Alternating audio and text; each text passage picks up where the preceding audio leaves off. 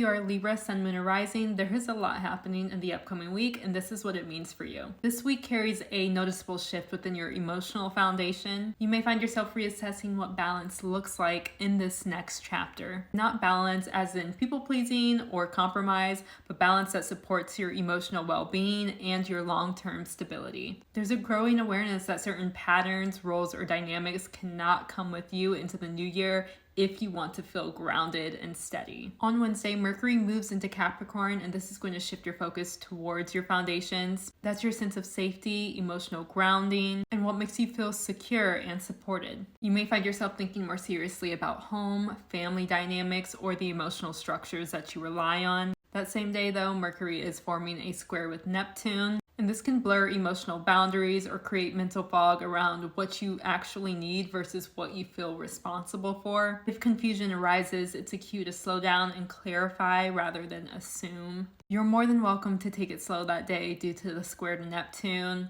or that hangover from New Year's Eve. On Thursday, Chiron is moving direct into Aries after being retrograde since July. Chiron represents our innermost wounds as well as the healing and wisdom we gain from them. This is closing out an 8-year-long cycle tied to relationships and commitments. I'll make a separate video explaining exactly what that means for you, but likely over the last few months, you've been reassessing some wounds tied to your boundaries, relationships, as well as your self-assertion within them. As Chiron turns direct, your focus is going to shift from understanding those patterns to actually changing how you show up within them. Then finally, the emotional heart of the week is going to happen on Friday, where we have a full moon in Cancer. This is a powerful moment of culmination for you, bringing heightened awareness around emotional security tied to recognition, and whether the life that you are building, especially professionally, actually feels reflective and supportive of your foundational needs. And again, I will be going in depth in a separate video explaining what this means for you specifically, as well as releasing workbooks so that you can actually harness and work with this energy. But for now, understand that this full moon is asking you to honor both your ambition and your emotional needs. Overall, this week invites you to redefine balance from the inside out. As you move into the next year, the more that you allow yourself to tend to your emotional needs,